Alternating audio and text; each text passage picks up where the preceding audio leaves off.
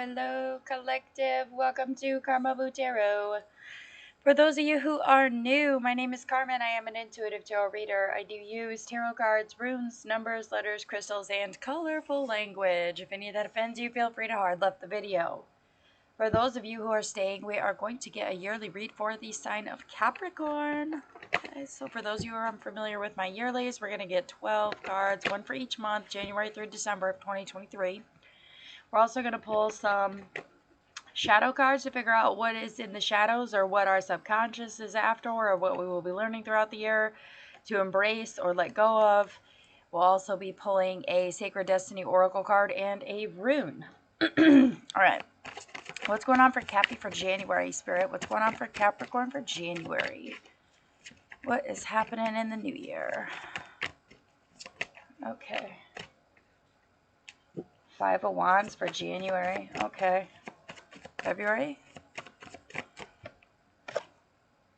The Star reversed. Okay. Did that flip? March. No, it did not. Okay. Two of Wands. Okay, getting better. April. Six of Cups. May. May for Capricorn, Spirit. May. Oh, goodness me. Okay. Six of Swords reversed. Woo! Alright. Knight of Swords. For June, July, we're getting Four of Swords. August. September. Ooh, October. September was Three of Swords. October is the Six of Wands.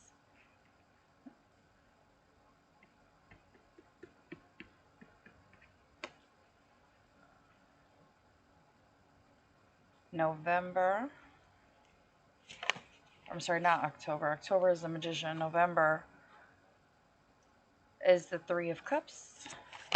In December, we get the High Priestess. Well, this is an interesting read for a Cappy. Okay. Alright, so let's break this down just a little bit. Sorry, guys. Small table problems. Okay. January, we're getting the Five of Wands. I'm sorry, the Seven of Wands. Jeez, Carmen, wake up. The Seven of Wands is the first card coming out in January. Okay. Could have 7 people coming at you or 6 people trying to debate with you, and you're trying to defend yourself in January is how I'm going to say it. Defend whatever it is you're trying to manifest or create throughout the year. You're going to be defending it. So some of you might be like arguing with people about your New Year's resolution, like maybe you decide to like go vegan or live a what is that? A sustenance lifestyle where you live off the land, maybe. It's kind of what I'm getting because there's a lot of landscape in that card as well. Some of you might be making a lot of creative changes in January that are what you feel is best for you may not be what everybody else feels is best for you, and you might have to defend that to some people. Coming in February, we get the Star reversed. Okay, so losing a little bit of hope there. Having faith is one of the hardest things that we can do as a human being because it's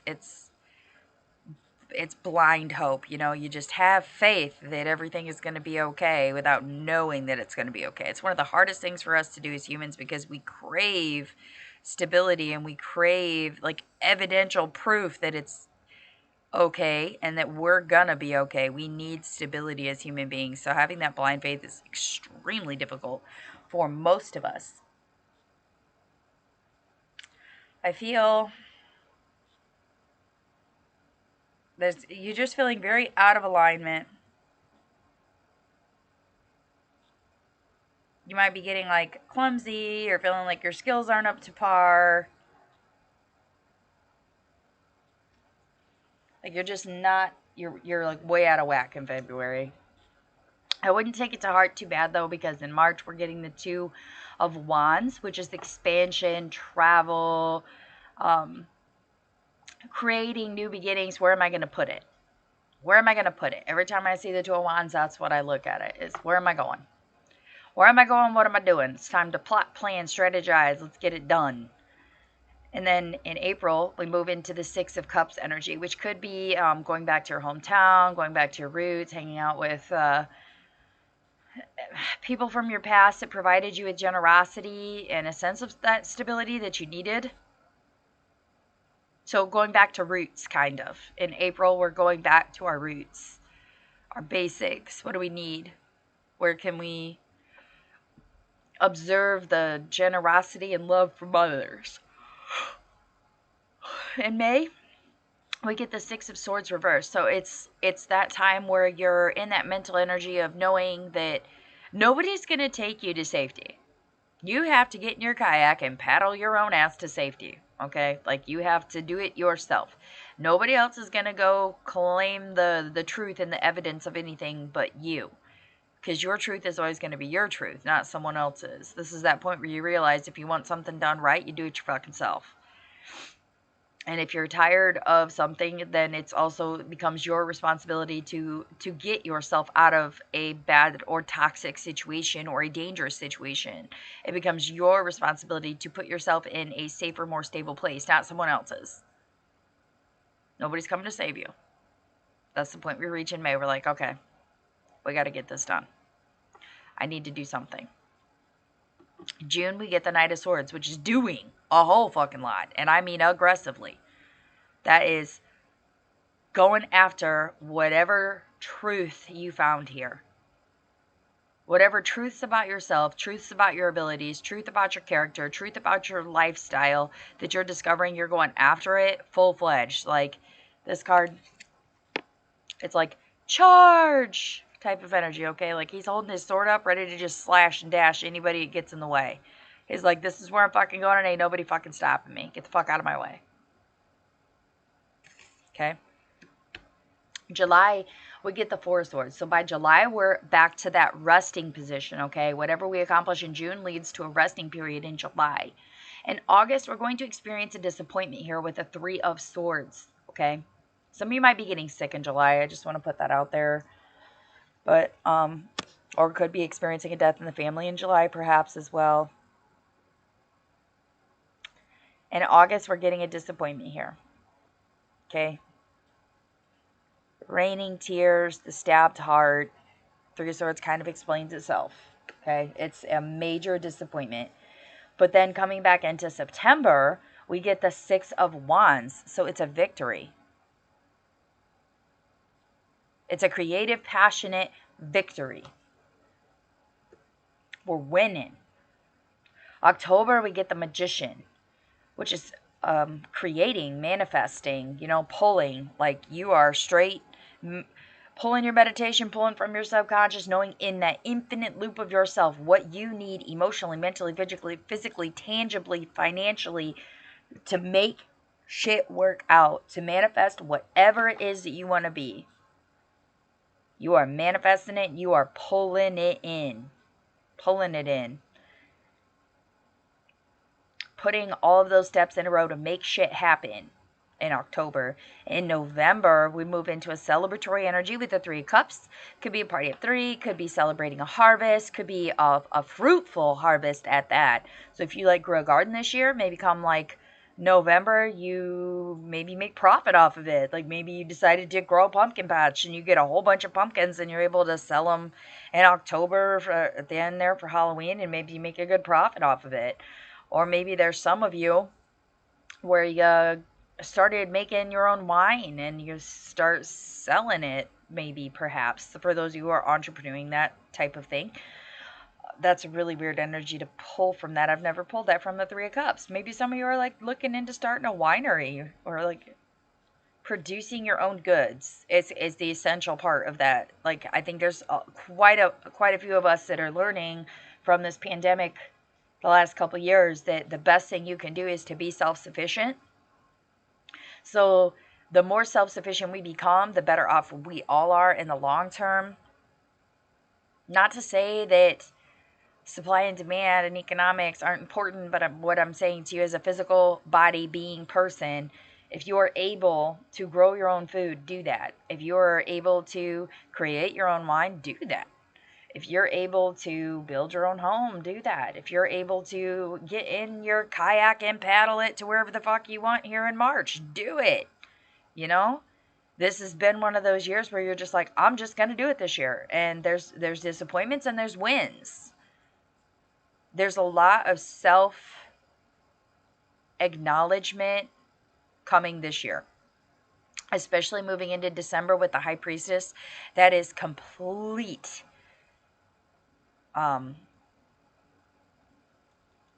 like all-knowing energy. You know by December what is good for you, what is bad for you, what you have harvested is enough to put back to get you through whatever turmoil that you put out this year. Whatever punches got through at you this year, you coming in 2023, you're able to roll out of them because of your preparation skills, because of your intuition and your ability to understand that sometimes the shit you do doesn't make sense to other people, but there's always a method to your madness. There is a method to your madness, and maybe you can't justify it to other people all the way throughout this, and sometimes shit does not shake out.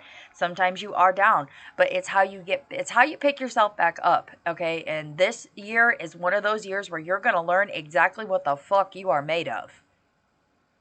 That's beautiful, Cappy. About to learn exactly what you're made of. I think that's what I'm going to name this read. I didn't even have to pull it, just flipped right out. Oh, there's two of them. Okay. You know what? Fuck it. We're keeping both. We got miracles and diligence.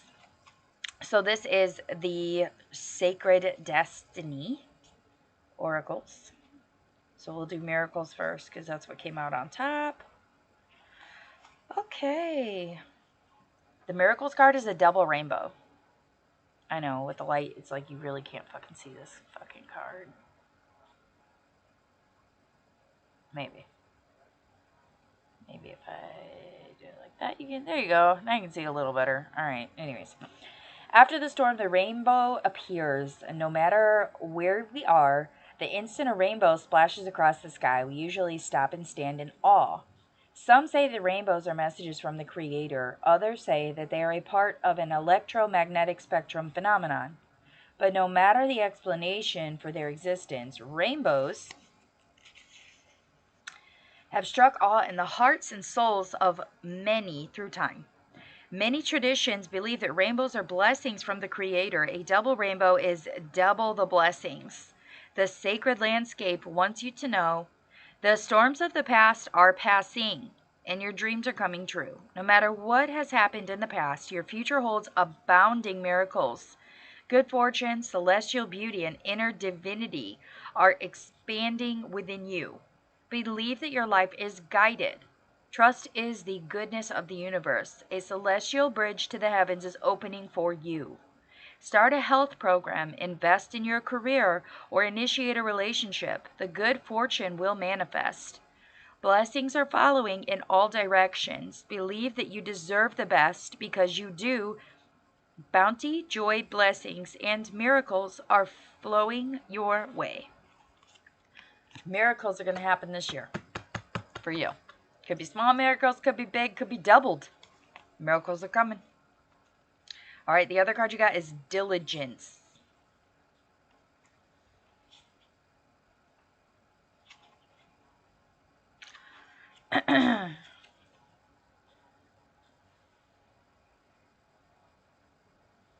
So, fallow field. Traditionally, fields were left fallow, unfarmed, for extended periods of time to allow the soil to recover and rebalance its nutrients, to break disease and pest cycles, and to provide a haven for wildlife. Letting fields lie fallow meant that the subsequent crops were much healthier and more vibrant. Engaging in this time-honored process takes patience and diligence, but the results are worth the wait. The sacred landscape wants you to know There are times in life to step forward and take risks, but there are other times to be patient.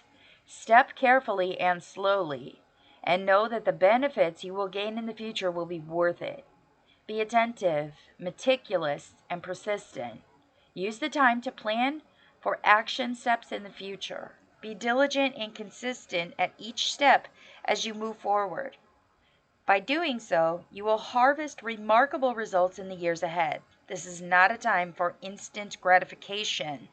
Your diligence will pay off in the future tenfold. This is the time for deliberate organization. Clean house. Clear clutter out of your life. Be thoughtful about how you spend your time. And be discerning when choosing with whom you spend it. Clear out relationships that do not support you. That is solid advice for this year. Considering. You're kind of on your own this year a little bit. I'm not seeing a whole lot of teamwork and going on with anybody or anything. I feel like, again, this is one of those points where you learn what you're made of. I don't particularly feel like it has shit to do with anybody else. This is one of those years where your me time is going to be very fucking important to you. Your introspection and greater understanding of your higher good, your path, and yourself is going to be the beautiful knowledge that comes from this year.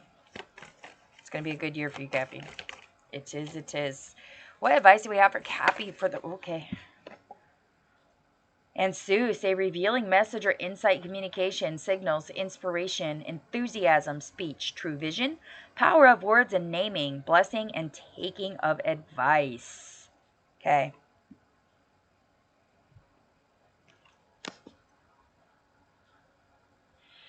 Heeding others' advice.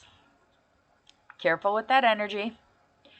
Understand and know that if they have the experience to know what they're talking about, you should probably listen to that. That's nothing but free wisdom. That's time, energy, and patience that you didn't have to waste doing something on your own and you already get the lesson from it. That kind of wisdom you do want. That kind of advice you do want to take. Power of words and naming. If you're naming anything this year, be very selective about what you name it. So, for example, if you're going through a childbirth, be careful about the name that you pick for your children.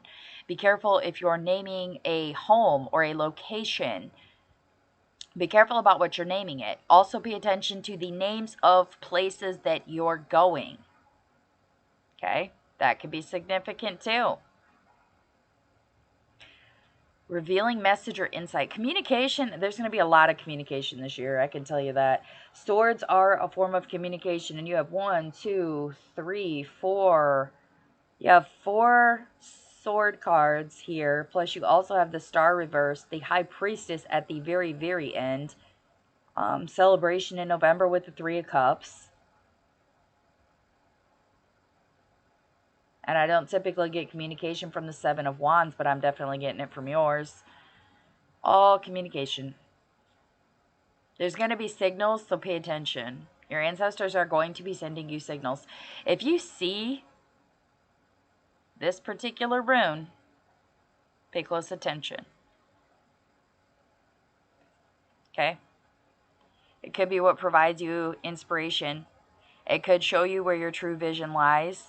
It could provide you with blessings. It could also reveal a message.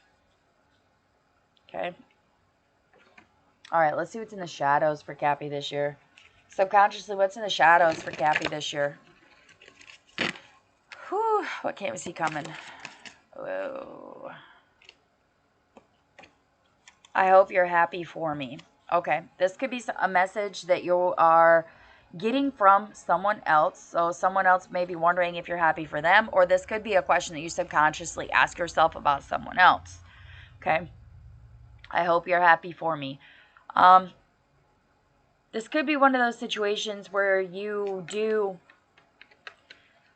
have to pick and choose who you give your energy to, and perhaps the people that you don't include in your energy once you're...